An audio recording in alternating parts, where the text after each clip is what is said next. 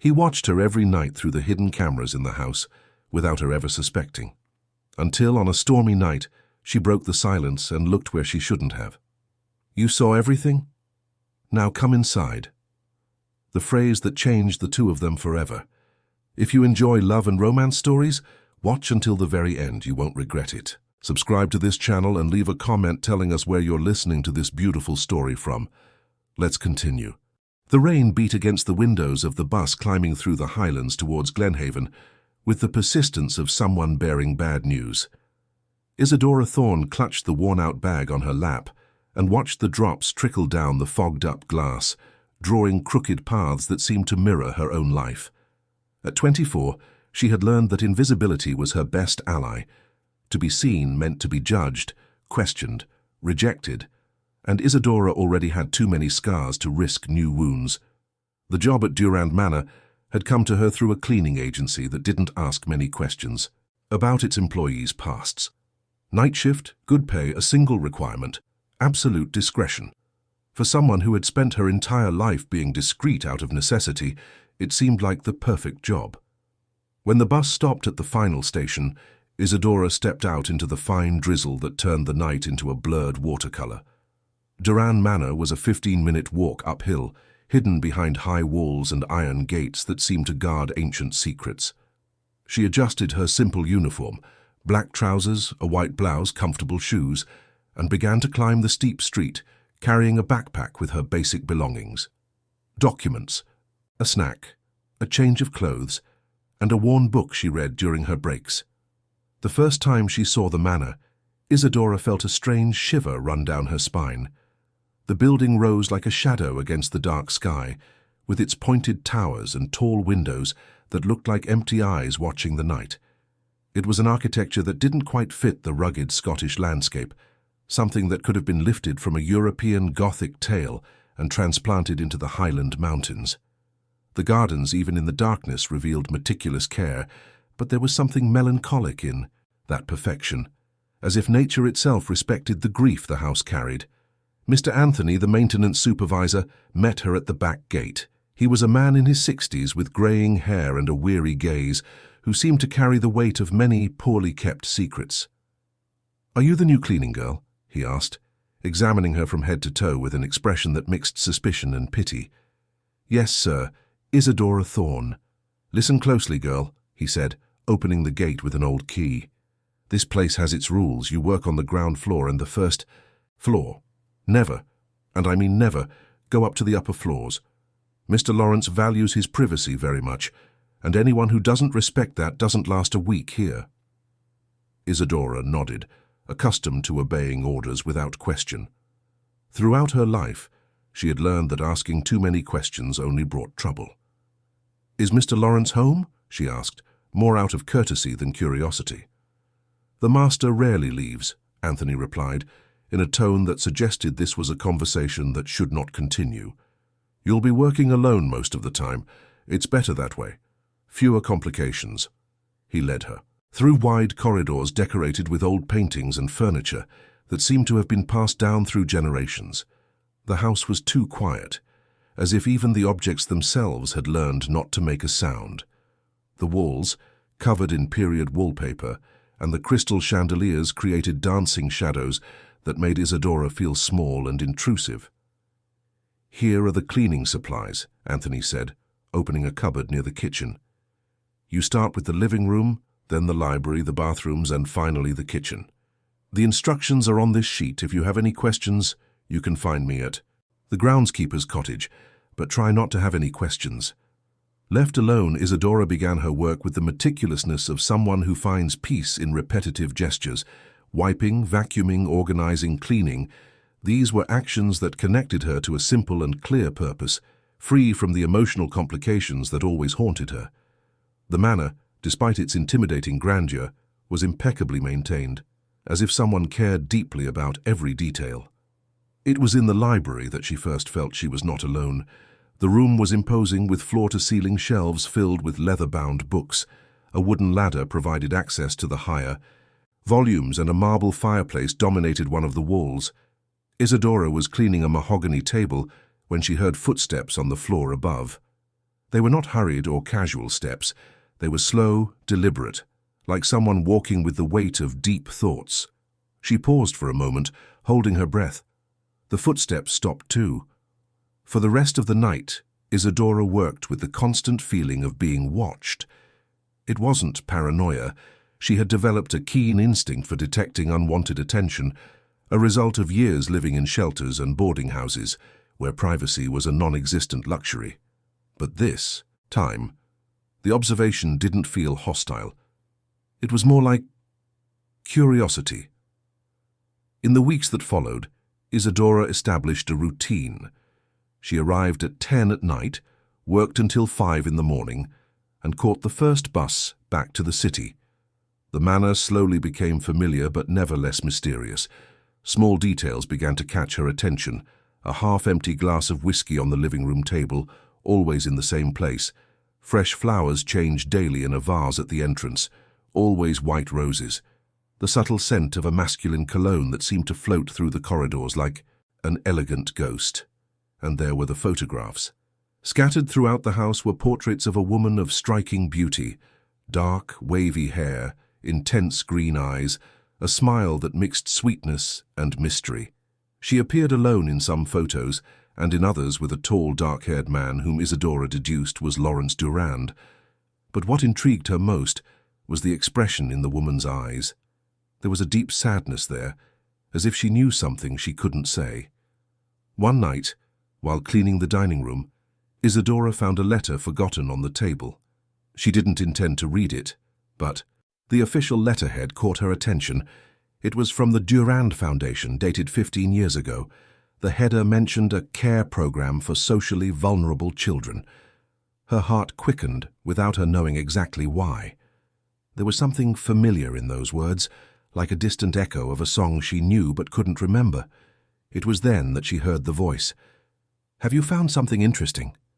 Isadora turned so abruptly she almost dropped the feather duster. There, at the entrance to the room, stood Lawrence Durand. She recognized him immediately from the photographs, but nothing could have prepared her for his physical presence. He was tall, must have been nearly 6'3", with broad shoulders and a posture that radiated natural authority. His dark hair had silver threads at the temples, and his grey-blue eyes seemed capable of seeing through the masks people wore. There was something magnetic about his appearance, but also a profound melancholy that made Isadora want to both approach and flee. "Mr. Durand," she stammered, letting the letter fall back onto the table. I wasn't reading, sir. I was just cleaning and—" "Relax," he said, his voice deep, seeming to come from profound places. "I'm not accusing you of anything, merely observing that you seem interested." He moved closer, and Isadora could smell the masculine cologne she had detected in the corridors.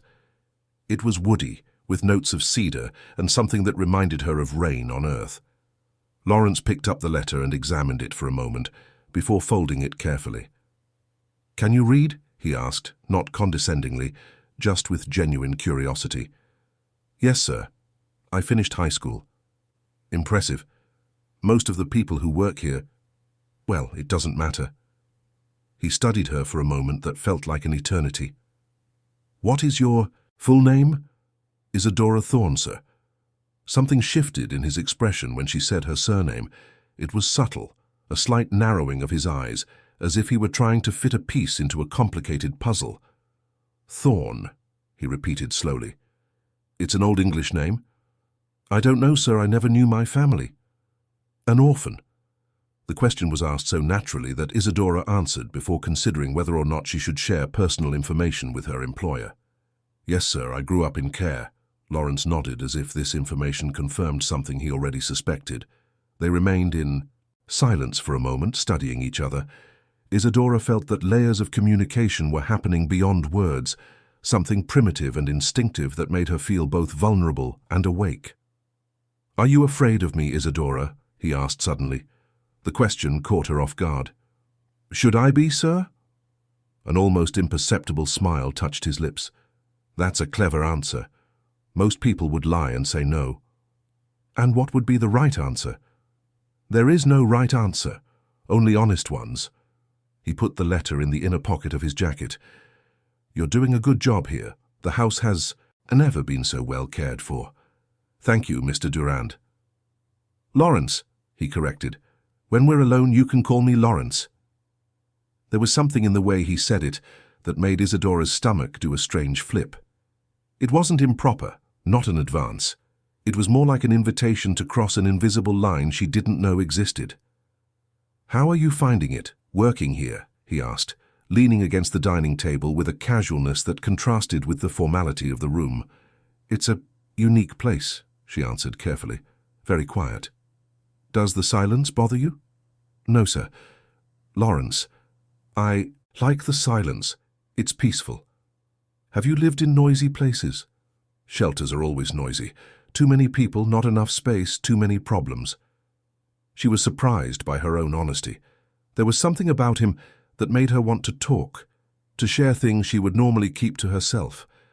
And you live alone now? I have a room in a boarding house in the center of Glenhaven. Nothing fancy, but it's mine. Lawrence nodded, seeming genuinely interested in her answer. Independence is important. I understand that. There was another silence, but this time it wasn't uncomfortable. It was as if they were both navigating uncharted territory, trying to understand the rules of a conversation that went beyond the employer-employee relationship. May I ask a question? Isadora was surprised by her own courage. You may. The woman in the photographs, was she your wife? The change in Lawrence's expression was dramatic. The warmth that had been in his eyes turned into something colder and more distant, as if a door had been shut. She was, he answered simply. She was very beautiful. Helena was many things. Beautiful was just one of them. His voice carried a weight that made Isadora regret asking, I'm sorry, I shouldn't have. You don't need to apologize. Curiosity is natural. He straightened up, resuming his formal posture. But some stories are better left in peace. Isadora nodded, understanding she had touched a still raw wound. They remained like that for a few more seconds, each lost in their own thoughts, until Lawrence broke the silence. You should get back to your work. Anthony doesn't like it when the routines are interrupted. Yes, sir. Lawrence, he corrected again, more softly this time. When he left the room, Isadora stood still for a long moment, trying to process what had happened. It hadn't been just a casual conversation between employer and employee. It had been something more, a mutual recognition of two people who carried loneliness like a familiar weight. That night, she finished her work with automatic efficiency, but her mind was elsewhere. She kept thinking about Lawrence's eyes, the sadness he wore like a second skin, the way he had said the name Helena. And she thought about how her own loneliness had felt less heavy during those few minutes of genuine conversation. On the bus back to the city, as dawn broke over the mountains of Glenhaven, Isadora looked out the window and wondered if she had crossed a line from which there was no return. Something had changed that night, not just in the dynamic of her job, but in something deeper within her. She had no idea that Lawrence had spent the last 3 weeks watching her through the cameras, discreetly installed throughout the house, fascinated by her quiet delicacy and the way she treated each object as if it were precious. She didn't know that he had researched her history and discovered coincidences that deeply disturbed him, and she certainly couldn't imagine that. Their seemingly casual conversation had been carefully orchestrated by a man who had learned long ago that nothing in life happens by chance. As the bus descended from the highlands, Isadora closed her eyes and tried not to think about the scent of cedar that still seemed to linger around her, or the way her name had sounded different in Lawrence Durand's deep voice. But some things, she was discovering, are impossible not to think about, especially when they promise to awaken parts of ourselves we had chosen to keep dormant. The rain had stopped, but something new had begun, something Isadora couldn't yet name, but which she felt growing in her chest like a seed planted in fertile soil after a long drought. The weeks following that first encounter transformed Isadora's routine into something entirely different. Before, the manor was just a workplace, a silent backdrop where she practiced her natural invisibility. Now every corridor she walked held the possibility of another meeting with Lawrence. Every sound from the upper floors made her heart race with a mixture of anxiety and expectation she couldn't fully comprehend. Lawrence didn't appear again for nearly 2 weeks, but Isadora felt his presence constantly. Small signs revealed he was there. A book left open on the library table, always on the same page, as if he were reading the same passage over and over. Still warm coffee cups abandoned in different rooms. The distant sound of a piano coming from somewhere on the upper floors. Always the same melancholic melody that seemed to float through the walls like a lament. It was Anthony who told her about the piano. "Mr. Lawrence has played since he was a boy," the older man explained on one of the rare occasions he was willing to talk. "Mrs. Helena played, too. They say that when they first met they would play duets that made the whole house stop and listen. And now he plays alone?" Anthony avoided her eyes. "Now he plays the same songs he played with her, as if he can still hear her." This information planted a deep unease in Isadora's chest. There was something painfully romantic and simultaneously disturbing about the idea of a man playing solitary duets for a ghost. It was the kind of devotion that bordered on obsession, and she didn't know whether to admire or fear such intensity of feeling. One full moon night, while organizing books in the library, Isadora began to examine the titles more closely. The collection revealed the tastes of someone with a refined education, classics of world literature, philosophy, art history, biographies of composers.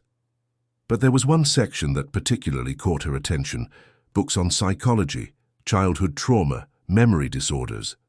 Titles like The Forgotten Mind, Stolen Childhood, and Reconstructing the Fragmented Past were there, some with marked pages as if they were regularly consulted. Why would Lawrence Durand be interested in such specific topics? It was when she found a book about orphanages in the UK that something strange happened. As she touched it, a flash of an image shot through her mind. A library similar to this one, but seen from below, as if she were very small. A woman's voice reading a story, the smell of hot chocolate, a feeling of safety and warmth. The image was so vivid and unexpected that Isadora dropped the book, the sound echoing through the silent room like a gunshot. "Are you all right?" Lawrence was at the library entrance, wearing casual clothes that made him look younger and more approachable. Dark jeans and a white shirt with the sleeves rolled up, revealing strong forearms.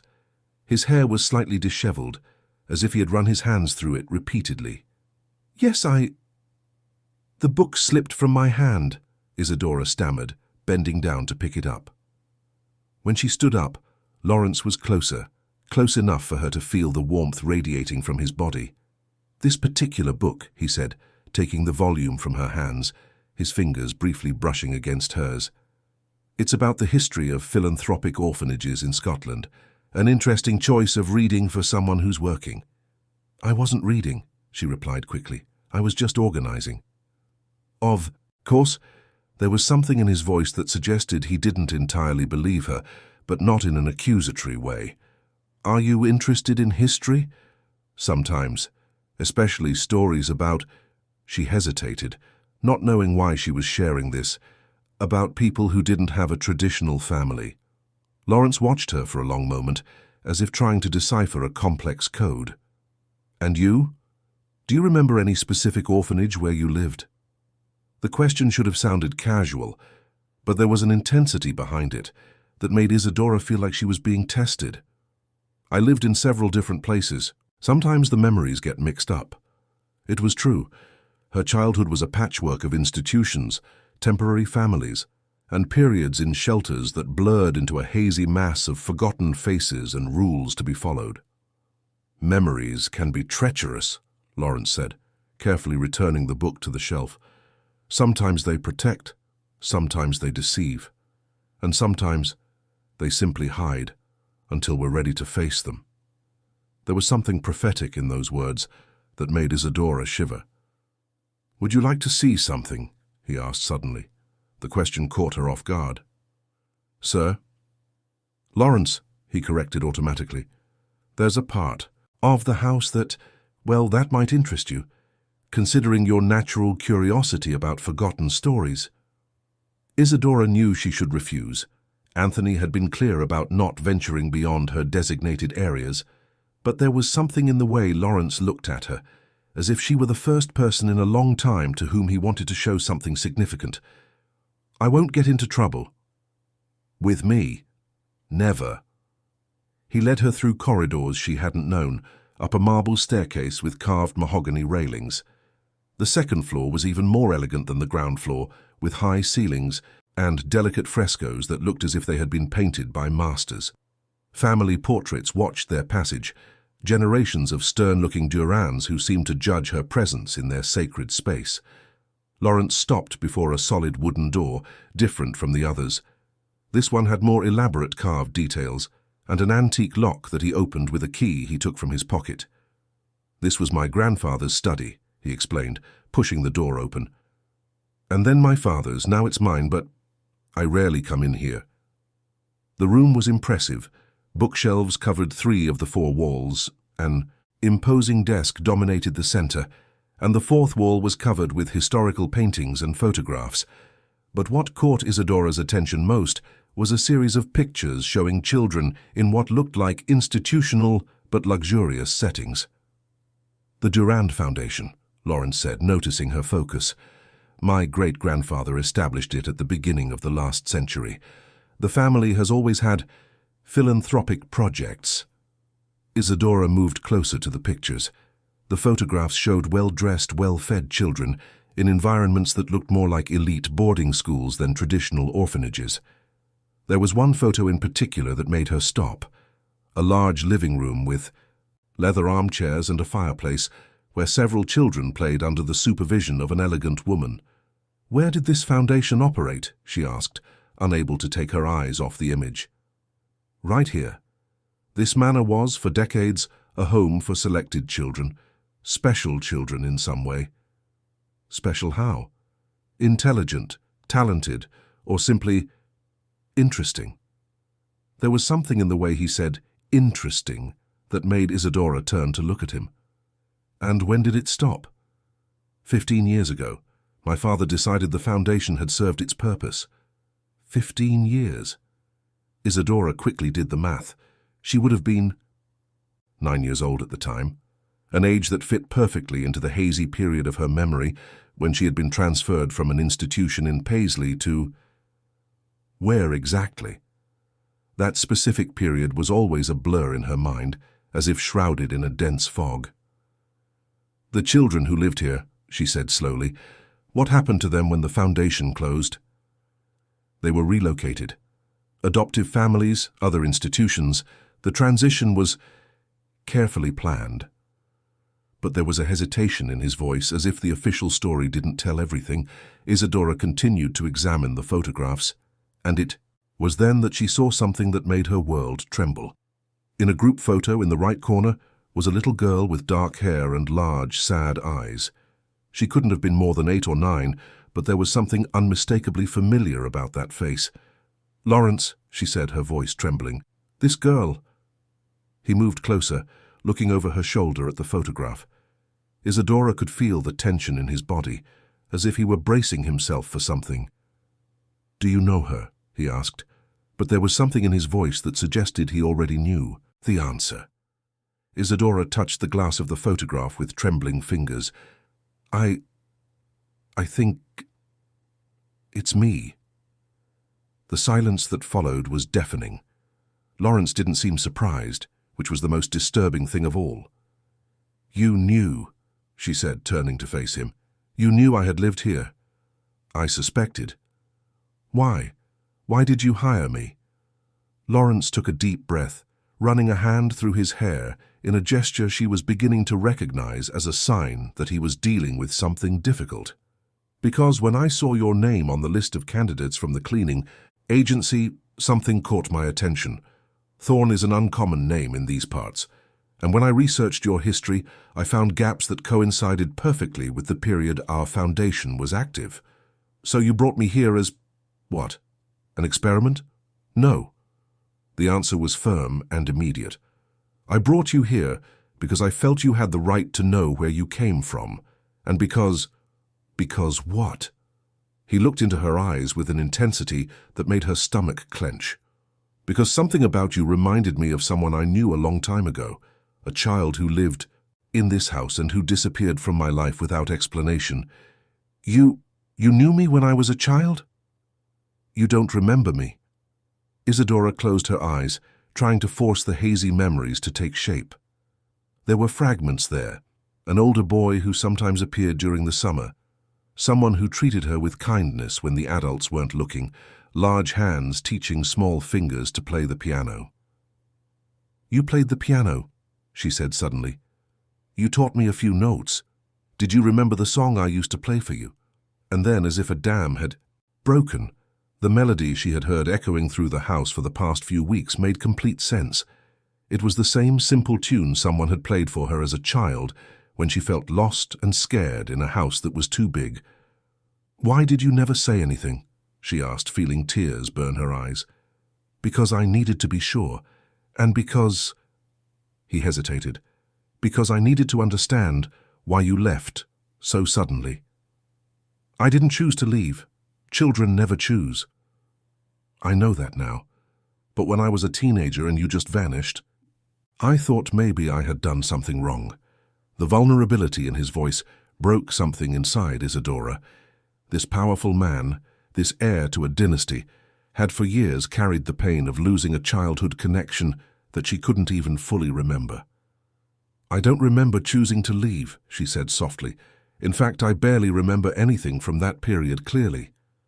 Trauma can do that, especially to children." "Trauma from what?" Lawrence seemed to hesitate, as if deciding how much of the truth to share. "The foundation was closed after an incident. Some things happened that forced my family to rethink the entire project." "What kind of incident?" "It's complicated, Isadora, and some stories are better left in the past." But now she couldn't just accept that answer, not after discovering that her life had been intertwined with his in a way she had never imagined. "I need to know. I have a right to know." Lawrence studied her for a long moment, as if weighing the pros and cons of a decision that could change everything between them. "There are things about this house, about my family, that are complex, dark even. Are you sure you want to open those doors?" "I already started opening them the moment I stepped back in here." He nodded slowly, as if he had expected that answer. "Then you need to know about Helena, because she was one of the children from the foundation too." Isadora's world stopped. "Your wife, she lived here as a child?" "For 3 years. She was a few years older than you, but you knew each other. In fact, Helena used to talk about a younger girl she looked after, a girl she called her little shadow." The words hit Isadora like a punch to the gut. Fragments of memory began to form. A beautiful teenager who protected her from older children, who braided her hair, who comforted her when she had nightmares. "She reminded me of you," Lawrence continued. "When we married years later, when she returned to this house as my wife, she often mentioned the little girl she had left behind. She felt guilty for leaving without saying goodbye. And now she's dead." "Yes." The word fell between them like a stone in calm water, creating ripples of implication that Isadora couldn't yet fully process. "How did she die?" Lawrence turned away, looking out the window, at the dark gardens of the manor. "Officially, a domestic accident. She fell down the main staircase during a storm." "And unofficially?" He remained silent for so long that Isadora thought he wouldn't answer. When he finally spoke, his voice was laden with a pain that seemed to be corroding his soul. "Unofficially, I don't know if it was an accident, and that uncertainty kills me every day." The confession hung in the air between them, charged with a dangerous intimacy.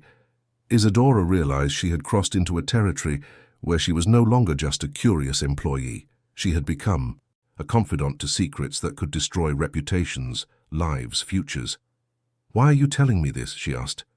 Lawrence turned to face her again, and this time there was no distance in his eyes. There was something raw, desperate, almost wild. "Because 15 years ago, when you disappeared from this house, I lost someone who made me feel human. And 5 years ago, When Helena died, I lost that again. And now you've come back. And I don't know if this is fate giving me a second chance or punishing me for sins I don't even know if I committed. His words resonated through every fiber of Isadora's being.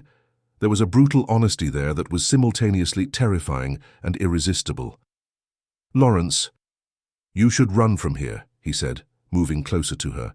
"You should take your things, leave this house and never look back. Because I am not a safe man to be around, Isadora. I destroy the things I love." But even as he said it, he was getting closer, and Isadora found she couldn't move. She couldn't run. There was something magnetic in his pain, something that echoed her own loneliness in a way that made her feel less alone in the world. "And what if I don't want to run?" she asked, surprised by her own courage. "Then you are either braver or more foolish than I imagined. Maybe both." For a moment, they just stood there, so close that Isadora could count the small lines around his eyes, could see the internal struggle reflected in his expression. It was like standing on the edge of a cliff, knowing that one more step would change everything forever. It was Lawrence who pulled back first. "You should get back to work," he said, his voice hoarse. "And I need some air." He left the room without looking back, leaving Isadora alone with the photographs of her forgotten childhood and the echo of revelations that would change her world forever. That night, she finished her tasks in a state of semi-trance, her mind processing layer after layer of information that completely rewrote her understanding of who she was and where she had come from. On the bus back to the city, as the sun rose over the highlands, she knew something fundamental had shifted. She was no longer just Isadora Thorne, the invisible orphan who cleaned other people's houses to survive.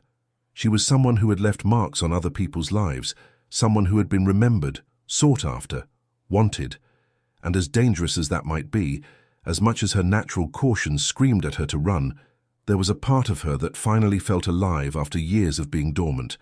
Because sometimes discovering who we are requires us not only to face our own past, but also to become part of other people's stories. And Isadora was beginning to understand that her story with Lawrence Durand was just beginning, regardless of how dark or complex it might become.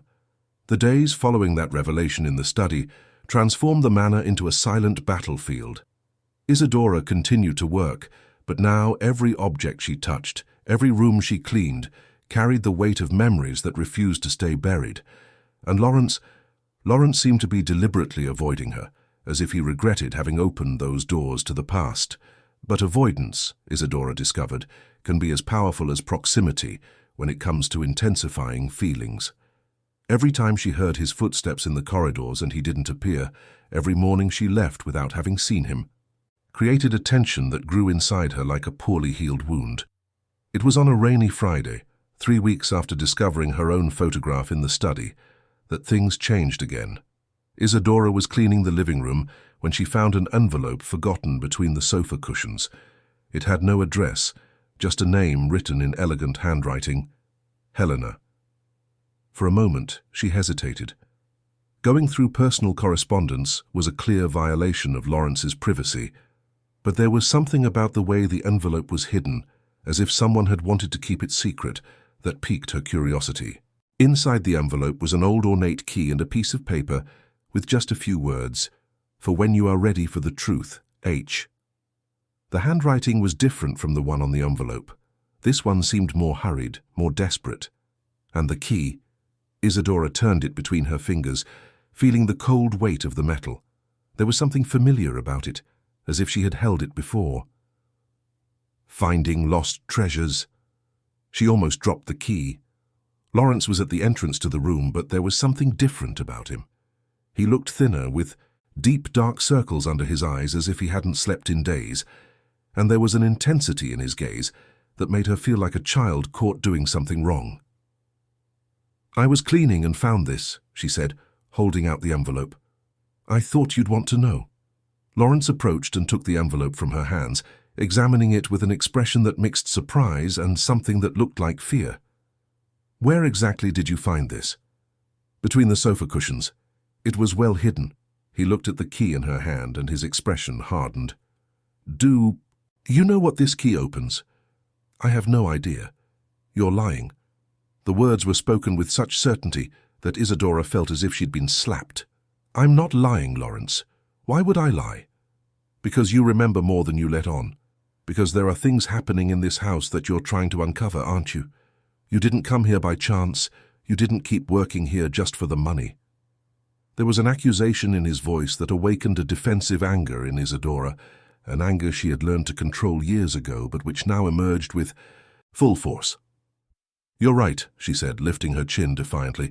"I didn't stay here just for the money. I stayed because I finally found a place where I feel like I belong, where the pieces of my life are starting to make sense. And yes, I want to find out the truth about what happened to me, about why I left, about who I was before they turned me into this empty person who wanders the world without roots." Empty person. Lawrence took a step toward her, his expression shifting from anger to something softer. "You think you're empty?" "I don't know what I am," she admitted, feeling tears burn her eyes. "I'm 24 years old and I have no idea who I really am, where I came from, why the people who were supposed to love me abandoned me. You told me I meant something to you as a child, that Helena cared about me. But then why did no one fight to keep me here? Why did no one look for me when I left?" The raw pain in her voice seemed to break something inside Lawrence. He dropped the envelope and moved closer, stopping only when he was near enough to touch her face. "Someone did fight," he said softly. "I fought. I begged my father to let me look for you. But I was just a teenager, and he said it had been a necessary decision, that some things were bigger than a child's wishes." "What things?" Lawrence hesitated, his eyes searching her face as if making an irreversible decision. "Do you really want to know? Because once I tell you, there's no going back. There will be no more pretending that you're just an employee and I'm just your employer." Isadora felt her heart race. "I want to know. Then come with me. It's time for you to see Helena's room." He led her through the corridors to a part of the manor where she had never been. It was higher up, more isolated, and there was a different quality to the air, denser, charged with something she couldn't identify. Lawrence stopped before a door that was clearly different from the others. It was more modern, with an electronic lock instead of a traditional one. "This door has been locked for 5 years," he said, typing a code into the panel. "Since the night Helena died." The door opened with a soft sound, and Isadora was immediately hit by a familiar scent, roses and something else, something that made her memory take a strange leap. The room was large and elegant, decorated in shades of pink and gold. But what caught her attention most were the walls. They were covered with photographs, newspaper clippings, handwritten notes, lines connecting different points as if it were a complex mind map. And at the center of it all, there were dozens of photographs of her, some from the time she had lived in the manor as a child, others more recent, taken without her knowledge. "My God," she whispered. "She was looking for me." "Helena never forgot you," Lawrence said, watching her reaction carefully. "When she married me and came back to live in this house, she became obsessed with finding the children who had been taken away when the foundation closed, especially you." Isadora approached the photographs, recognizing images of herself from the last 5 years, entering different workplaces, walking the streets of Glen Haven, sitting on a park bench reading a book. Someone had meticulously documented her life. Who took these pictures? Helena hired investigators. She wanted to make sure you were okay, that you were safe. But why didn't she contact me directly? Lawrence took a deep breath, running a hand through his hair in a gesture she now recognized as a sign that he was about to reveal something difficult. "Because she discovered the real reason you were removed from the foundation, and it haunted her." "What reason?" "Do you remember seeing something you shouldn't have when you were a child? Something that scared you so much you couldn't speak for weeks?" Isadora closed her eyes, trying to force the hazy memories to take shape. There were fragments. There, a sense of terror, of hiding, of being unable to explain something terrible she had witnessed. "There was a man," she said slowly, "one of the foundation's administrators. He hurt the children. Not physically, but sexually." The word fell between them like a bomb. Isadora opened her eyes, feeling nausea rise in her throat. "You witnessed one of the abuses," Lawrence continued, And when you tried to tell the adults, no one believed you. They said you were making up stories, that you were a problem child. But you believed me, and Helena believed me. Yes, and Helena never forgave herself for not protecting you. She was older. She should have taken better care of you. That guilt consumed her. Isadora stepped away from the photographs, needing space to process this information.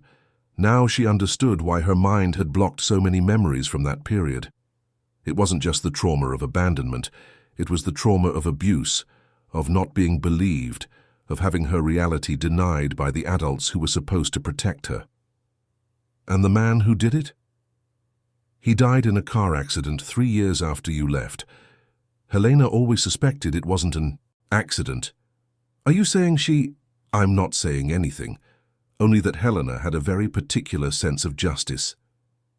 Isadora continued to examine the room, and it was then she noticed a desk in the corner with several papers scattered on it. When she got closer, she saw they were drafts of letters, all addressed to her. "Dear Isadora," one began, "I know it might seem strange to receive a letter from someone in your past, but I need you to know that I haven't forgotten you, that I never stopped worrying about you, that I'm so sorry I couldn't protect you when you needed it." The letters had never been sent.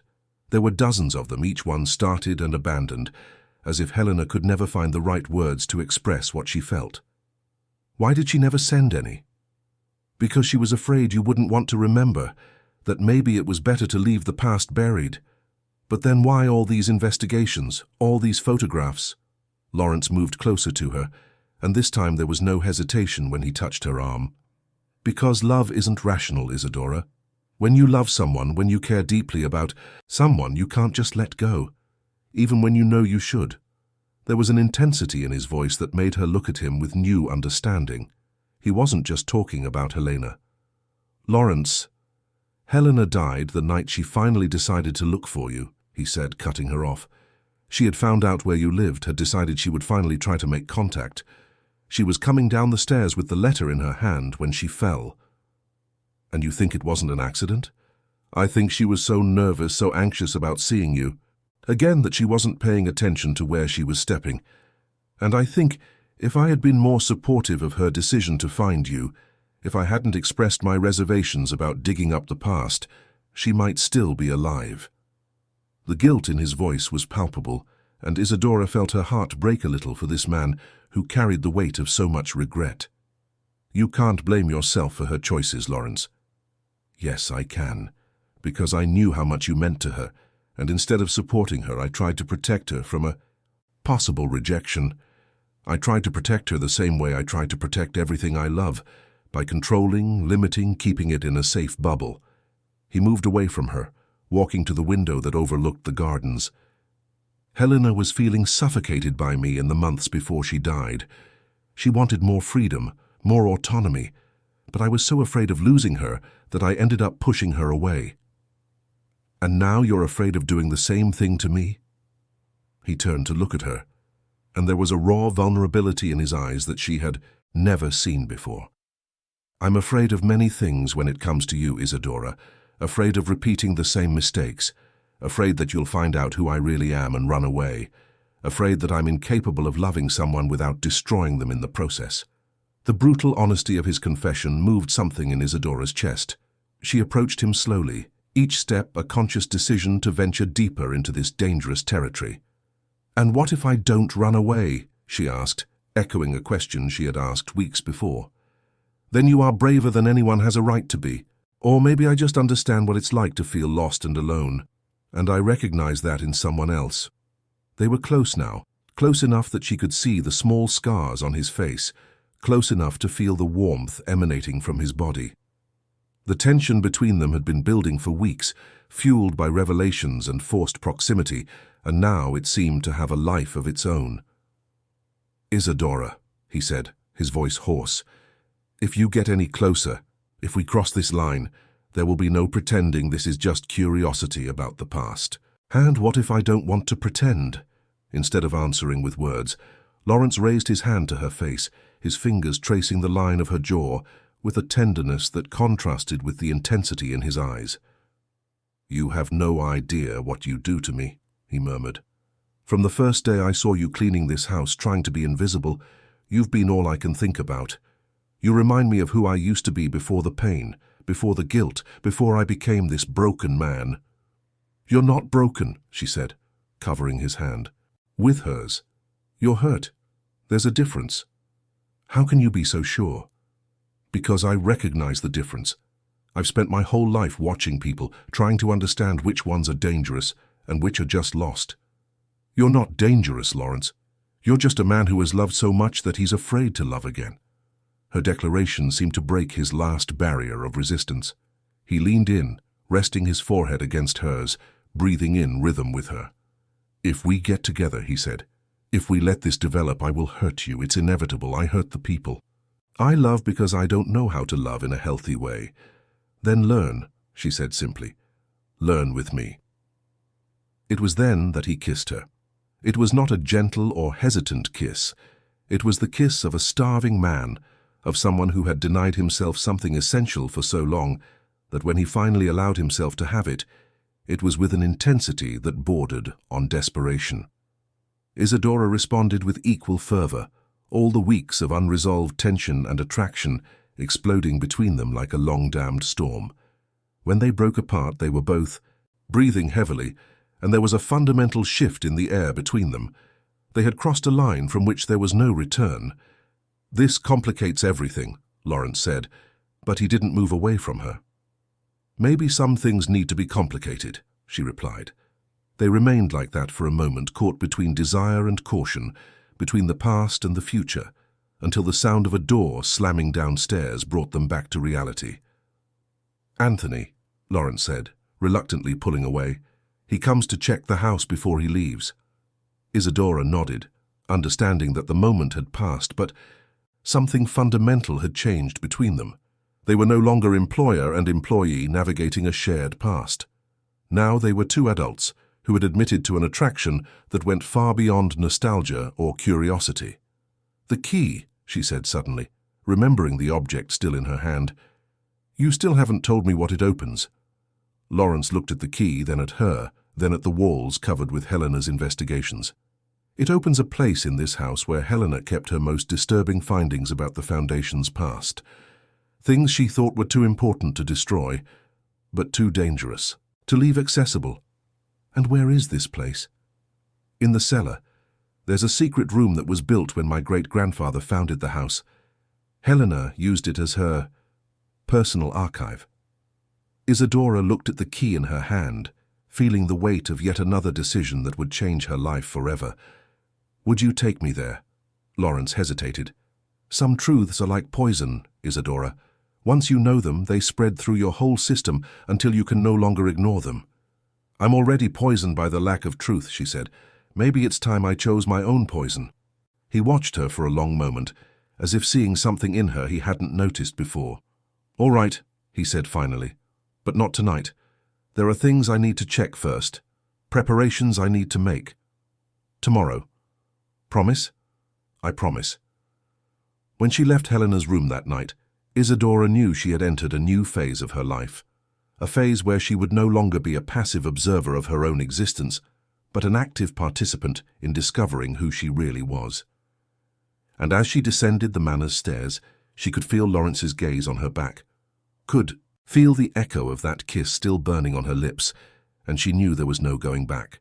Tomorrow she would find out what Helena had left hidden in the cellar. Tomorrow she would finally understand why her childhood had been so abruptly interrupted. And tomorrow she would have to decide if she was prepared to build a future with a man whose past was so intertwined with hers in ways she still didn't fully comprehend. But for today, it was enough to know that she was no longer alone in the world, that someone had loved her enough to never forget her, and that someone else desired her enough to risk opening his heart again. It was enough for now. Tomorrow would bring its own revelations and challenges. The next morning brought a storm that seemed to have come straight from a bad omen. Isadora arrived at the manor earlier than usual, anxious for the promised meeting with Lawrence and the revelations awaiting them in the cellar. But when Anthony met her at the gate, there was something different in his demeanor, a tension she couldn't identify. "Mr. Lawrence is not at the house today," he said, avoiding her eyes. He had to travel, urgent business. Isadora felt a stab of disappointment. After everything that had happened the night before, after the kiss that had changed everything between them, Lawrence had simply disappeared without a word of explanation. "Did he leave a message for me?" she asked, trying to keep her voice neutral. "No, miss. Just said he'd be back in a few days." But there was something in the way Anthony spoke that made her suspect he was omitting information. During her months working there, she had learned to read the small changes in the behavior of the few people who gravitated around the manor, and Anthony was definitely hiding something. She began her work with mechanical efficiency, trying not to think about the disappointment growing in her chest. Maybe Lawrence had regretted what had happened between them. Maybe the intensity of that moment had scared him as much as it had her. Maybe running away was his way of dealing with feelings he wasn't ready to face. It was while she was cleaning the library that she heard voices coming from the study. Unfamiliar male voices, discussing something in an urgent tone. Isadora hesitated, then carefully approached the door, which was only ajar. "Can't just disappear when things get complicated," said a voice she didn't recognize. "We have investors asking questions, contracts that need to be signed. The foundation has obligations." "The foundation was dissolved 15 years ago," another voice replied. This one more familiar, but it wasn't Lawrence's. It was similar but younger, with a slightly different tone. "Officially, yes, but you know very well that some operations continued. And now with this woman working here asking questions, digging into things that should stay buried." "Isadora is not a threat. She doesn't even remember half of what happened." "Not yet. But memories can come back, and if she starts connecting the dots..." Isadora felt her heart race. They were talking about her memories, about things that should stay buried. She moved closer to the door, trying to hear better, when the floorboard creaked under her feet. The voices stopped immediately. "Someone's out there," one of the voices said. Isadora tried to move away quickly, but it was too late. The door opened, and she found herself face to face with a man who looked like a younger, less refined version of Lawrence. He had the same grey-blue eyes, the same strong facial structure, but there was something crueler in his expression, something that made her instinctively take a step back. "And you must be the famous Isadora," he said, with a smile that didn't reach his eyes. "Marcus Durand. A pleasure to finally meet you." Marcus, the younger brother who had disappeared years ago and had now returned demanding his share of the inheritance. Isadora forced herself to remain calm, even as she felt she had stumbled into something far more dangerous than she had expected. "Mr. Durand," she said, trying to keep her voice steady, "I didn't know you had arrived. Lawrence didn't mention he was expecting a visitor." "Ah, but Lawrence rarely mentions the things that really matter, does he?" His smile widened. "And call me Marcus. We're practically family, after all." There was something sinister in the way he said it that made Isadora's skin crawl. Behind him she could see another man, older, in an expensive suit, with the look of someone used to solving problems discreetly. "Adrian Hayes," the man said, extending his hand. "The Durand family lawyer. You must be wondering why we're here." Isadora shook his hand briefly, noticing how cold and dry his fingers were. "Actually, I was wondering why you were discussing me." Marcus laughed, a sound that held no genuine humor. Straight to the point. "I like that. Lawrence was always so dramatic in his approaches. He prefers detours, mysteries, all this gothic atmosphere he cultivates." "Where is Lawrence?" she asked. "Good question. My dear brother has an inconvenient habit of running away when things get uncomfortable. Have you noticed?" There was a taunt in his voice that made Isadora realize he knew exactly what had happened between her and Lawrence the night before. But how could he know? "I don't know what you're talking about," she said cautiously. "Of course not." Marcus moved closer to her, invading her personal space in a way that made her feel threatened. "Let me clarify a few things for you, Isadora. My brother didn't bring you here by chance. He didn't keep you here out of nostalgia. There's a very specific reason for your presence in this house, and it's time you knew what it is." Adrian cleared his throat, clearly uncomfortable with the direction of the conversation. "Marcus, perhaps we should—" "No," Marcus interrupted, without taking his eyes off. "Isadora," She deserves to know the truth, especially considering Lawrence has clearly decided to complicate things by getting feelings involved. Isadora felt as if the floor were moving beneath her. What truth? Marcus smiled, and this time there was a genuine cruelty in his expression. The truth about why you were really removed from the Foundation as a child, the truth about what Helena discovered, and the truth about why Lawrence is so desperate to keep you around that he's willing to risk everything we've built. He moved away from her, walking to the window with a studied casualness. You remember the administrator who abused the children? The man who died in a car accident? Lawrence told me about it. I bet he did. But did he tell you that man was our uncle? That he was directly responsible for the Foundation, and that his death left our family in a very delicate position? Isadora felt the blood run cold in her veins. Your uncle? Roderick Durand, our father's younger brother, a man with particular appetites for vulnerable children.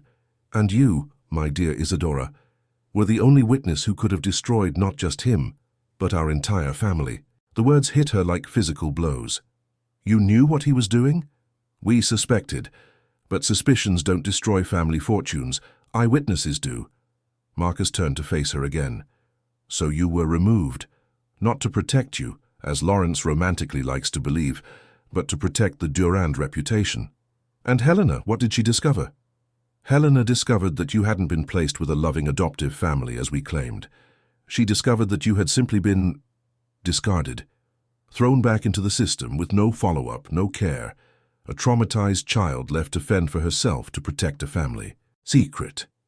Isadora leaned against the wall, feeling nausea rise in her throat. All the romanticism about Lawrence fighting to find her, about Helena caring for her, had been a lie. She had been discarded like inconvenient trash.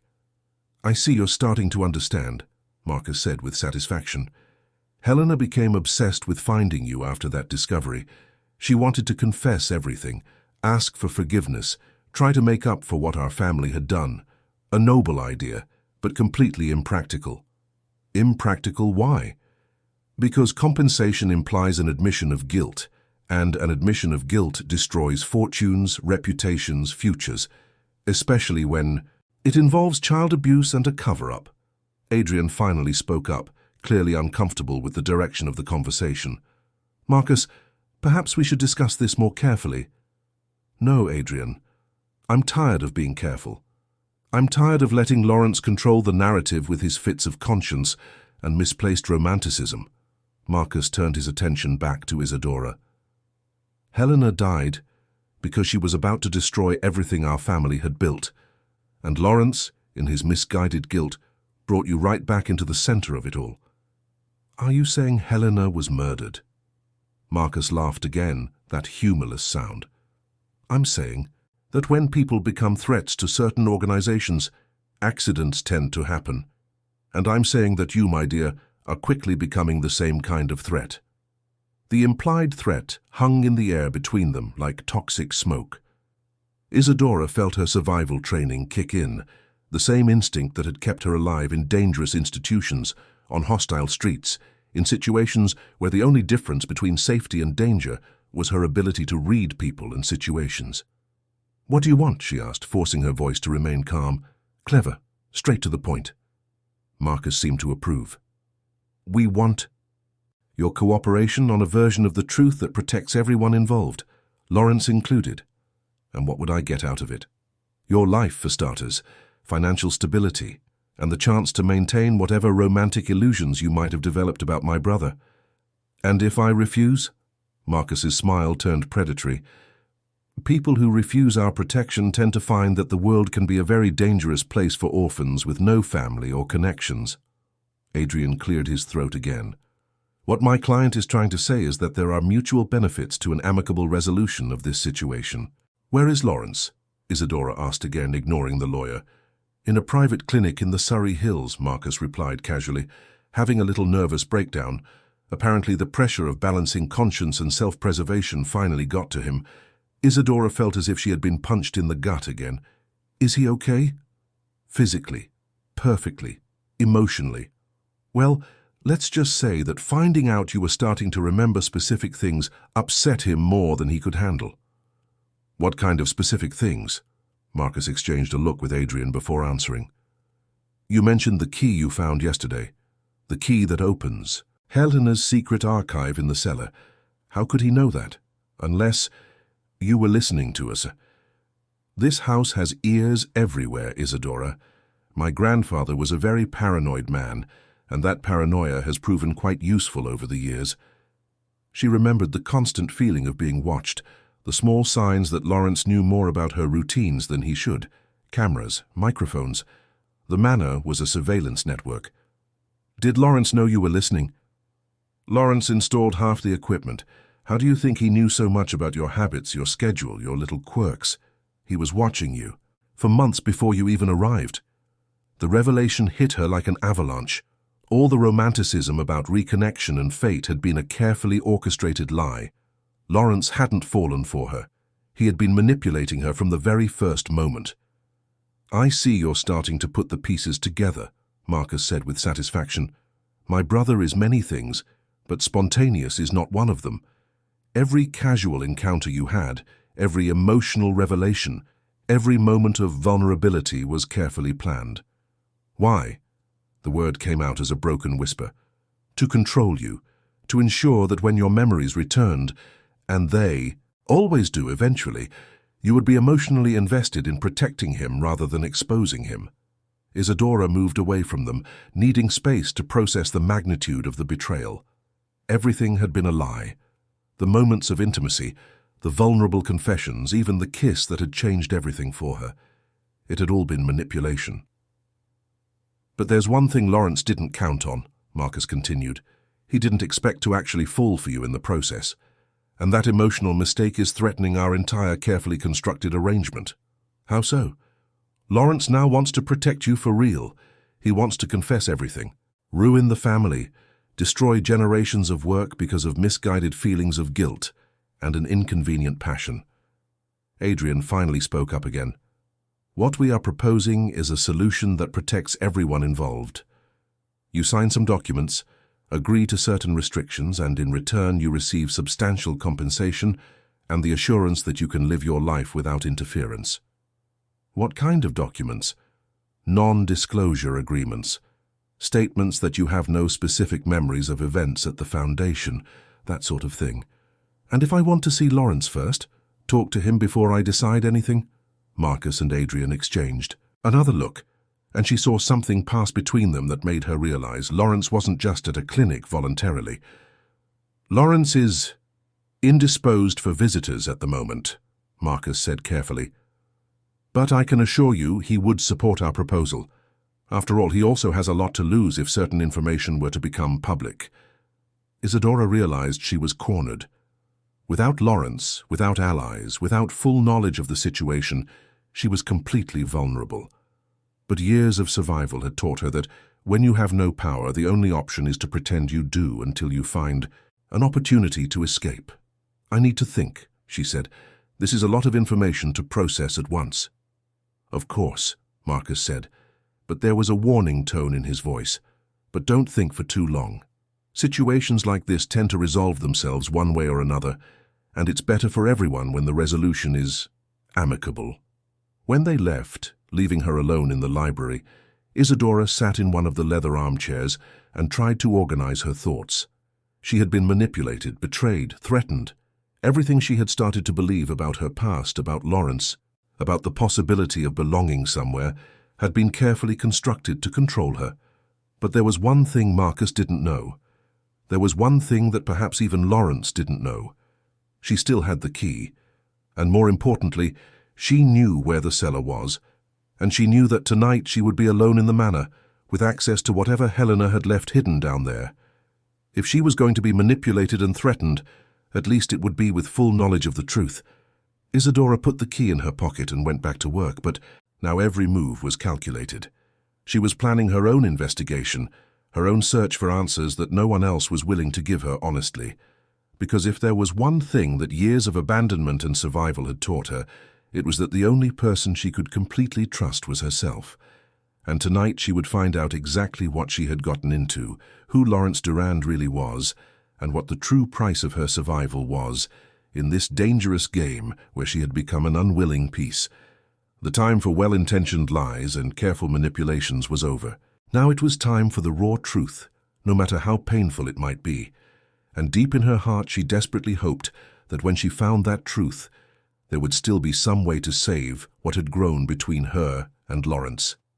Even knowing the chances were slim, even knowing she was likely setting herself up for a heartbreak that would take years to heal. But first, she needed to know the whole truth. Only then could she decide what to do with it. The night fell upon the manor like a heavy shroud, carrying with it the promise of revelations that could shatter any remaining illusion Isadora still held about her life, her past, and the people she had begun to trust. Marcus and the lawyer had left at dusk, but not before reminding her that they had a meeting scheduled for the next day, when they expected a definitive answer to their proposal. Isadora feigned normalcy until Anthony said his goodbyes and left for his cottage, but every move was carefully calculated. She had spent the rest of the day creating a mental map of the manor, identifying possible entrances to the cellar and planning her nightly investigation. The key burned in her pocket like a dangerous talisman, promising answers she wasn't sure she wanted to hear. When she was finally alone, she wasted no time. She grabbed a flashlight from the utility closet and headed to the oldest part of the manor, where the stone foundations revealed the building's true age. If there was a secret cellar built during Lawrence's great-grandfather's time, this was where she would find it. It took nearly an hour of systematic searching before she found what she was looking for. Hidden behind a dusty wine rack in the wine cellar was a door that seemed to have been camouflaged to blend in with the stone wall. The lock was old, but well-maintained, and when Isadora inserted the key Helena had left for her, the mechanism yielded with a soft click that echoed like a gunshot in the night silence. The door opened to reveal a steep staircase descending into darkness. The air that rose was cold and carried a scent of old paper, dampness, and something else, something that made her survival instinct flare to life. There was a quality to the air that suggested this space had been used for more than just storing documents. Isadora descended carefully, the flashlight beam creating dancing shadows on the stone walls. The secret cellar was larger than she had imagined, a series of connected rooms that stretched under a significant portion of the manor.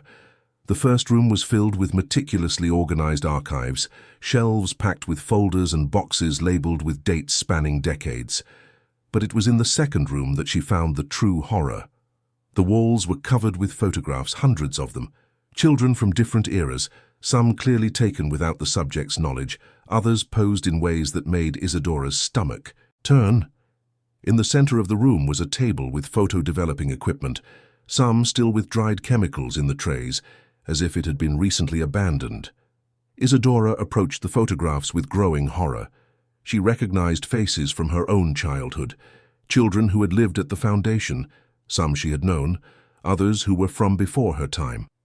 All vulnerable, all documented in ways that made clear the kind of exploitation they had suffered. And then she saw the photographs of herself. There were dozens of them taken during the period she had lived at the manor. Some were innocent, her playing in the gardens, reading in the library. But others were taken in private, vulnerable moments when she thought she was alone. The voyeurism was blatant, predatory, nauseating. "My God," she whispered, feeling bile rise in her throat.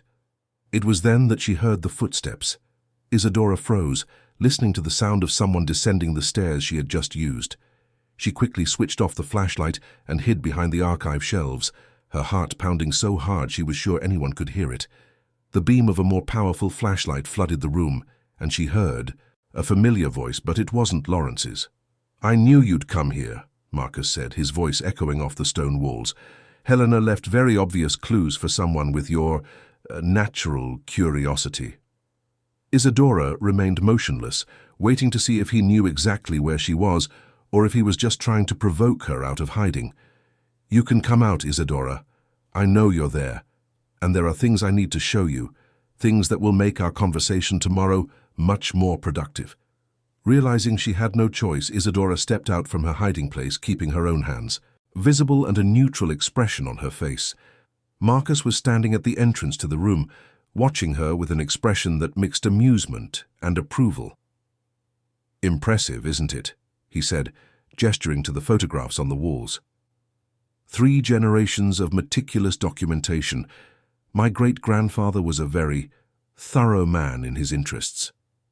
"You're all sick," Isadora said, her anger overcoming her fear. "We're pragmatic," Marcus corrected. "We understand that certain needs exist, and that it's better to control them in an organized fashion than to allow them to manifest chaotically." He moved closer to her, and Isadora instinctively backed away. The foundation was never really about charity, you see. It was about controlled access to a vulnerable population, a system that allowed certain people with influence and power to satisfy certain needs in a safe and discreet environment. And Helena found out. Helena was one of the system's primary beneficiaries for years.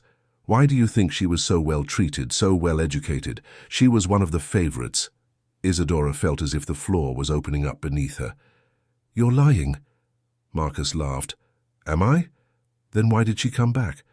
Why did she marry Lawrence and come? To live in this house again? Nostalgia?" He approached one of the shelves and took a thick folder, tossing it onto the table in the center of the room. "Helena Azevedo, complete file. Born in 1995, entered the foundation at age 8, remained until 17. During that period, she was photographed approximately 3,000 times, participated in over 200 private sessions with foundation donors, and generated an income of approximately £2 million for our coffers." Every word was like a shot to Isadora's heart. The older girl who had protected her, who had been her substitute mother figure, had been a victim of the same exploitation she herself had witnessed. So why did she come back? Why did she marry Lawrence if she knew what this family had done? Because my dear brother convinced her he was different, that he would save her, that together they would reform the foundation, that they would transform the family legacy. Helena believed him, just as you're believing him now. Marcus opened the folder and spread photographs across the table. Isadora saw images of Helena at different ages, always beautiful, always vulnerable, always being exploited by powerful men who remained in the shadows or with their faces partially hidden. "And then she got pregnant," Marcus continued casually, "and Lawrence panicked because a child would complicate all our arrangements. It would be very difficult to explain to the world why his wife, a former resident of the foundation, was carrying a child who could carry the genes of any of the donors who had contributed to her education over the years. She lost the baby? She was persuaded to lose it, for the good of everyone involved." The casual cruelty in Marcus's voice made Isadora feel physically ill. "And that's when she started questioning the system." "Exactly. Losing the baby broke something inside Helena. She began to see our operation not as protection and care, but as exploitation and abuse.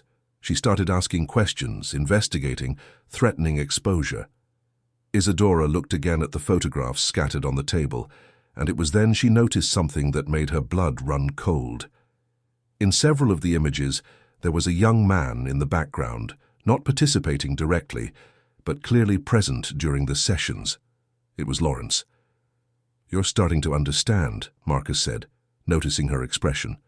"My brother was no innocent bystander. He wasn't oblivious to what was happening here. He was a willing participant from the age of 17. "No," Isadora whispered, "but the photographic evidence was irrefutable." "Oh, yes. Lawrence may have developed a conscience later. He may have regretted his past choices. But that doesn't change the fact that he was a beneficiary and participant in the system for years, including during the period you lived here." The implications hit Isadora like an avalanche. Lawrence hadn't just known about the abuse, he had participated in it, and if he had participated— "You're wondering if he abused you too," Marcus said, reading her expression, with surgical precision. "And the answer is complicated." He picked up another smaller folder and opened it, revealing photographs that made Isadora's world completely fall apart. They were images of herself, at 8 or 9 years old, always with Lawrence. But these weren't photos of explicit abuse. They were images of someone being carefully manipulated, groomed, prepared. Lawrence teaching her to play the piano, Lawrence reading to her, Lawrence earning her trust in ways that now seemed sinister in light of the context. He was preparing you, Marcus explained. You were his special project. He had developed a particular interest in you and was investing time in gaining your trust before escalating things. So why did I leave? Because you witnessed our uncle with another child. And when you tried to tell the adults what you had seen, Lawrence panicked. He realized that if you were questioned properly, you might reveal his own special care for you. So he convinced our father that you were a threat that needed to be removed. Isadora leaned on the table, feeling like she was going to be sick. All the romanticism about Lawrence fighting to keep her, about him missing her, had been a lie. He had gotten rid of her to protect himself. And Helena discovered all of this? Helena discovered it and confronted Lawrence. She threatened to expose not only our dead uncle, but Lawrence himself. She threatened to go to the police, to the newspapers, to completely destroy our family. And so you killed her. Marcus paused, studying her carefully. Helena killed herself, Isadora, but not in the way Lawrence tells the story. He took a sealed envelope from one of the shelves and opened it, pulling out a handwritten letter. Her suicide note, the real one, not the edited version Lawrence knows. Isadora took the letter with trembling hands and began to read. I can no longer live knowing what I know. I can no longer share a bed with a man who destroyed the childhoods of innocent children. I can no longer be part of a family that built its fortune on the suffering of children. I tried to find the strength to report them, but they have too much power, too many connections. They would never believe me against the word of the Durans, so I choose the only form of protest I have left. May my death at least serve as a testament to what you are. The words danced before Isadora's eyes as she processed what she was reading. She threw herself from the staircase deliberately, Marcus said, but she left enough evidence for us to control the narrative. Officially, it was an accident. Unofficially, she was having mental health issues. The truth, that it was a suicide motivated by her discoveries about our family, remains buried. Isadora folded the letter, trying to process the magnitude of what she had discovered. Helena hadn't been murdered, but she had been driven to suicide by the discovery of the Durand family's atrocities. And Lawrence wasn't a man tormented by the loss of his wife. He was a predator trying to hide his own crimes. Why are you telling me this? She asked. Why not just threaten me as you did earlier? Because threats work better when the person fully understands what they're being threatened with. Now you know you're not just dealing with a rich man trying to protect embarrassing secrets. You're dealing with an organization that has operated with impunity for decades, that has connections at every level of government and society, and that has far more to lose than you can imagine. He began to gather the photographs and documents, carefully reorganizing the files. Our proposal tomorrow will be very simple, Isadora. You sign the papers, accept the compensation, and live a comfortable life in silence.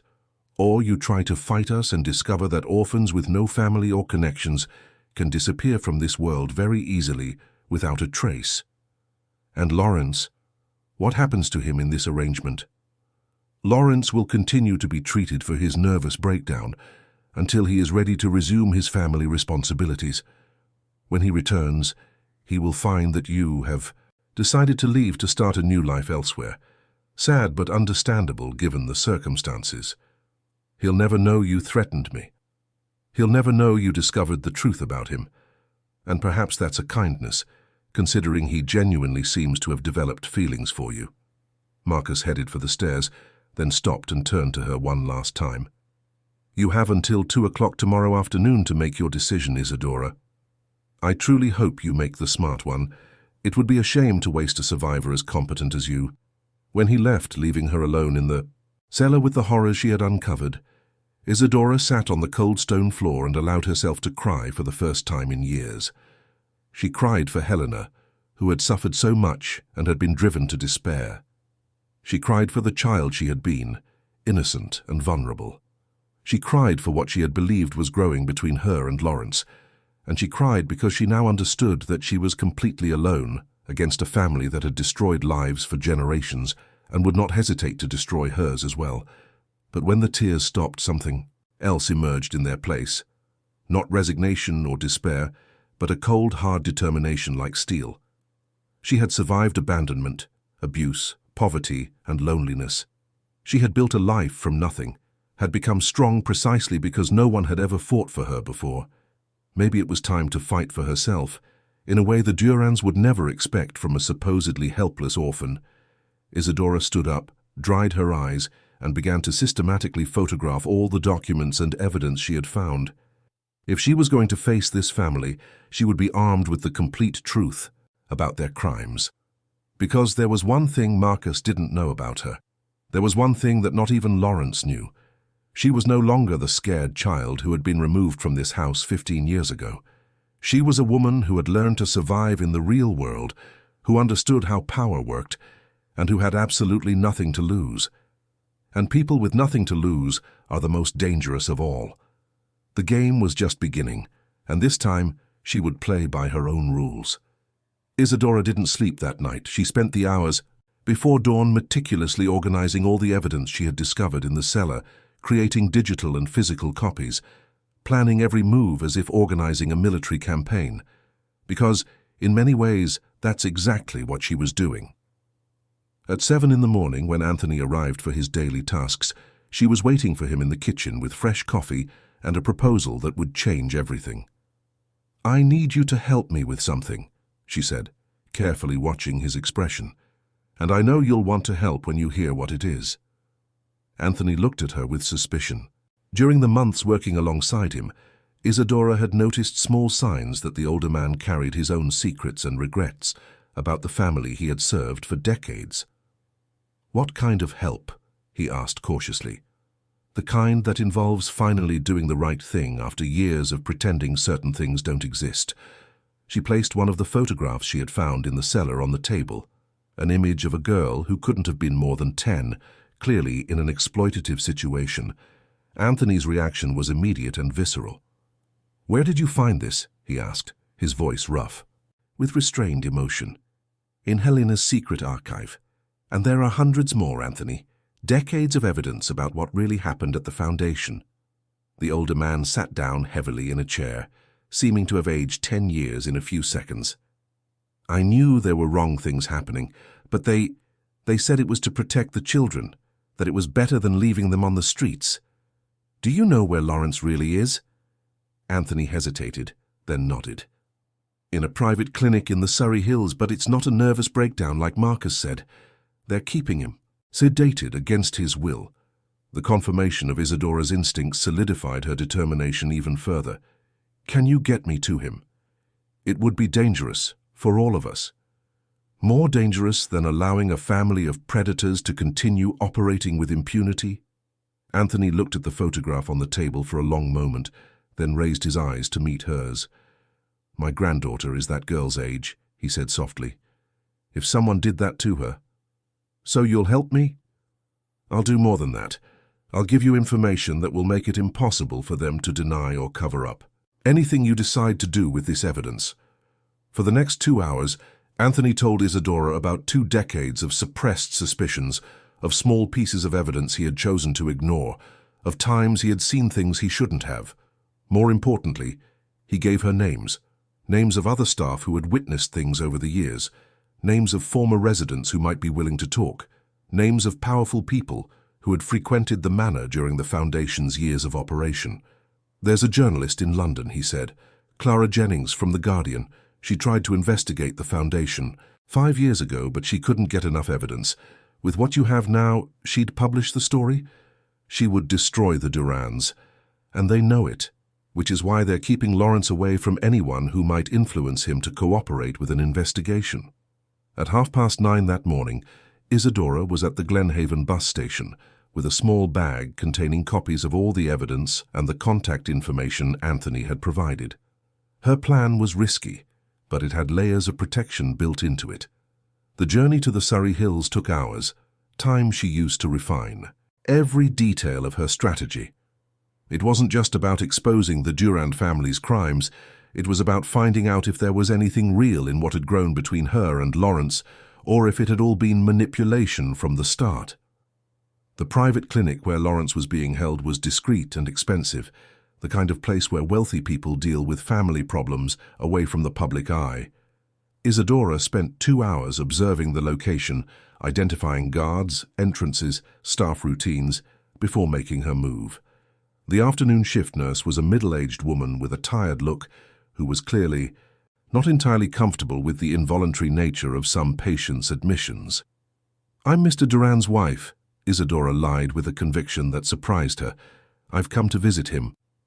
"Ma'am, the family's instructions were very clear. No visitors until—" "The family's instructions," Isadora interrupted, raising her voice. "I am his family.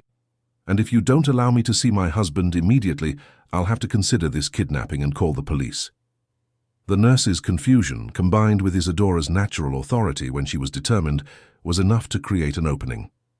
15 minutes later, she was being escorted through silent corridors to a private room on the 3rd floor. Lawrence was sleeping when she entered, but even unconscious, he seemed restless, as if fighting nightmares he couldn't escape. He was thinner, with a pallor that suggested he hadn't seen sunlight in days.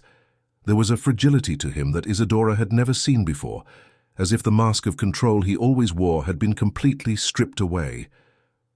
"Lawrence," she said softly, touching his shoulder. He opened his eyes immediately, going through a moment of confusion before focusing on her. When he recognized her, his expression went through a sequence of emotions: surprise, relief, fear, something that looked suspiciously like love. "Isadora," his voice was hoarse, likely from the sedatives. "You shouldn't be here, it's not safe." "For whom? For me? Or for you?" He tried to sit up, fighting against the residual effects of the medication. "For both of us. Marcus found out about us, about what was happening between us. He told me about the foundation," she interrupted. "About your uncle. About Helena. About you." The change in Lawrence's expression was instantaneous and devastating. All the color drained from his face, and he seemed to shrink physically. "So you know," he said, his voice almost a whisper. "You know what kind of man I am." "I know what kind of teenager you were," she corrected. "The question is, what kind of man have you become?" Lawrence closed his eyes, and when he spoke again, his voice was laden with a pain that seemed to be torn from his soul. "I was 17 when I started to participate. My father said it was an initiation, that all Duran men went through it, that it was our way of maintaining control over the family's operations. I was confused, scared, but I wanted so badly to prove I was worthy of the family name." He opened his eyes and looked directly at her, making no attempt to hide his shame and self-loathing. With you, I never. When you were a child, I genuinely cared about you. Those moments we spent together, playing the piano, talking, they were real. You made me feel human in a house that was turning me into a monster. But you sent me away. Because I knew if you stayed, I would eventually be pressured to treat you like the others. And I couldn't do that to you. So I convinced my father that you were a threat that needed to be removed." Tears were now streaming down his face, tears that seemed to have been held back for years. "Helena discovered all of it after she married me. She found out about my past, about what our family really was, and she gave me an ultimatum. Either I helped expose everything and destroy the family, or she would do it alone.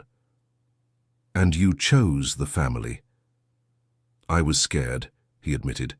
"Scared of prison, of destruction, of losing everything I knew, so I tried to convince her to wait, to find a less destructive way to handle the situation. But Helena was pregnant and couldn't live with the guilt of being part of it anymore." He stopped talking, seeming unable to continue. "Tell me about the baby," Isadora said softly. "She lost the baby in the 6th month. Officially it was natural complications, but I think the stress of finding out about our family, about me, might have contributed. Helena blamed herself and me. She said she couldn't bring an innocent child into a family built on the suffering of other children." Lawrence forced himself to sit up completely, facing her with brutal honesty. "After we lost the baby, Helena became obsessed with finding you. She said if she couldn't save our own child, she would at least try to save the children our family had destroyed. She spent 2 years investigating, documenting, preparing evidence. And the night she died? She had decided to look for you. She had found out where you lived, was ready to make contact and reveal everything. I begged her to reconsider, not because I disagreed, but because I was afraid of the consequences. We argued. She said she could no longer live as the wife of someone who had done what I had done, and she ran out to the staircase. His voice broke completely. I ran after her, trying to explain, trying to ask for forgiveness, but when I reached the top of the stairs, she had already fallen. And I've never known if it was because she was running and tripped or if it was deliberate. Isadora watched this broken man before her, trying to separate the manipulation from genuine truth. Everything she had learned about reading people, about survival, about identifying predators versus victims, told her he was being completely honest. And when I appeared in your life again, when I saw your name on the list of candidates, I thought it was some kind of sign, a chance to finally do the right thing, to honor Helena's memory by doing what she wanted, making sure you were okay, that you had the answers you deserved. But you manipulated me. The cameras, the planned encounters. Yes, he admitted without hesitation. Because I was too much of a coward to just tell you the truth. I thought if you developed feelings for me naturally, it would be easier for you to forgive who I had been. It was wrong, it was manipulative, it was what a scared, broken man would do when he finally finds something worth saving, she completed. Lawrence looked at her in surprise. You don't hate me. Should I hate you? Absolutely. Isadora stood up and walked to the window, watching the clinic's gardens as she organized her thoughts. Everything she had discovered in the last 24 hours had been devastating but also clarifying. Lawrence was not the calculating predator Marcus had tried to paint him, as he was a man who had been raised in a sick system, had participated in it when he was young and impressionable, and had spent his adult life trying to find ways to redeem himself. The statute of limitations on your crimes would have expired, she said eventually. Probably. I was a minor when it happened. It was over 15 years ago. But that doesn't matter, does it? The guilt, the regret, the need for reparation, those things don't expire. No, he agreed softly. They don't. Isadora turned to face him again. So the question is, what are you willing to do now? Are you still too afraid to do the right thing? What do you mean? She approached the bed, took his hands in hers and looked directly into his eyes. I mean, I have enough evidence to destroy your family completely. I have documentation, photographs, witnesses, contacts in the press. I can end the Durans once and for all. Lawrence swallowed hard. And you want me to? I want you to help me do it the right way. I want you to testify, to cooperate, to use your position to ensure that all the victims receive justice and proper compensation. I want you to do what Helena wanted you to do.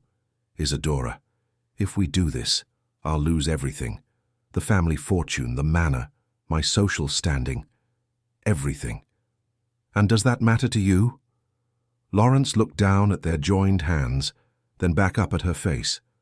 A week ago it would have. Today the only thing that matters is if you can forgive me. If you can love me despite who I was. The question isn't who you were, Lawrence. The question is who you choose to be from now on. He squeezed her hands, a determination growing in his eyes that she hadn't seen before. Then let's destroy my family, he said, and let's do it the way Helena wanted. The next few hours were a storm of coordinated activity. Lawrence signed himself out of the clinic against medical orders. Isadora contacted Clara Jennings and arranged an urgent meeting, and together they began to organize a campaign that would expose decades of crimes against vulnerable children. When Marcus arrived at the manor for his scheduled meeting with Isadora at 2 in the afternoon, he found the house empty, except for an envelope on the dining room table. Inside was a copy of all the evidence Isadora had collected and a simple note. You have until noon tomorrow to turn yourselves in to the authorities voluntarily. After that, everything becomes public. IT. Clara Jennings's article was published a week later on the front page of The Guardian, with a headline that would shake the country. Decades of abuse. How a British dynasty exploited orphaned children. The repercussions were immediate and devastating for the Durand family. Marcus and 3 other family members were arrested. The family fortune was frozen to ensure compensation for the victims. The manor was transformed into a genuine foundation dedicated to helping survivors of child abuse. And Lawrence lost everything, just as he had predicted. But he gained something he had been searching for his entire adult life: peace. 6 months after the exposé, Isadora found Lawrence working as a pianist in a small cafe in Notting Hill, London. He was different, thinner, simpler, but there was a lightness about him she had never seen before, as if an enormous weight had been lifted from his shoulders. "So you really did it," she said, sitting at a table near the piano. "I was wondering when you'd show up," he replied, not stopping his playing. "I thought maybe you'd disappeared for good now that you got the justice you deserved." "Justice was just the beginning," she said. "The question now is, what do we do with the rest of our lives?" Lawrence stopped playing and looked directly at her. "That's up to you. I have nothing to offer but who I've become after losing everything." "And who have you become?"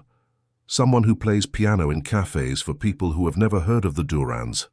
Someone who donates every penny he earns to organizations that help homeless children. Someone who is trying to figure out how to live with the weight of what he did, but without the need to hide it." Isadora stood up and walked to the piano, playing a few of the keys he had taught her 15 years before. "Remember this song?" she asked, starting to play the simple melody she had heard echoing through the manor during her nights of work. "How could I forget? It was the song I played for you when you were a child. It was the only pure thing I did in that. House, play with me," she said. And there, in that small London cafe, surrounded by ordinary people living ordinary lives, Isadora and Lawrence played together for the first time in 15 years. Their hands moved in harmony over the keys, creating something beautiful from the chaos of their shattered lives. When the music ended, the entire cafe applauded, having no idea they had just witnessed the beginning of a new life for 2 people who had survived the worst of human nature and found a way to love in spite of it. "I love you," Lawrence said simply as the applause died down. Not as the rich man who tried to control everything around him, but as the broken and rebuilt man you helped create. "And I love who you chose to become," she replied. "Not in spite of what you did, but because of the courage you had to face it and change." They were married 3 months later, in a simple ceremony in a small church in Notting Hill, with only a few friends as witnesses. Anthony was there, proud to have finally done the right thing. Clara Jennings was there, documenting not a scandal this time, but redemption. And Helena, in a way, was there too, not as a ghost haunting the past, but as an inspiration guiding the future. Isadora never went back to being the invisible woman who cleaned other people's houses. She became a children's rights advocate, using her own story as a driving force for systemic change. Lawrence never recovered his fortune or social standing, but he discovered he didn't need them to be happy. Together, they built a life based not on what they had lost, but on what they had found in each other. A life where the past served as a lesson, not a prison. A life where love meant completely accepting another person, including their darkest parts, and choosing to build something luminous together. And on quiet nights, when Lawrence played the piano at home and Isadora read beside him, they sometimes talked about the manor, about Helena, about the children who had been hurt and those who had been saved. But mostly they talked about the future, about the foundation they were building, about the lives they were touching, about the living proof that people can change, grow, and choose to be better than they were raised to be. Because, in the end, that was the true victory over the Durand family. Not just their destruction, but the proof that it was possible to rise from the ashes of a toxic legacy and build something entirely new. Something based on real love, genuine redemption, and the courage to face the truth no matter how painful it might be. And when 2 years later Isadora discovered she was pregnant, she didn't feel the fear that Helena had felt. She felt hope, because she knew her child would grow up in a home where truth was valued above comfort, where love meant genuine protection, and where the past served as a foundation for a better future, not as chains that bind one to what was. Durand Manor had finally fulfilled its original purpose. It had become a place where children were truly protected and loved. It had just taken 2 decades and 2 people willing to sacrifice everything for it to happen. And in the end, that was enough. More than enough. It was perfect.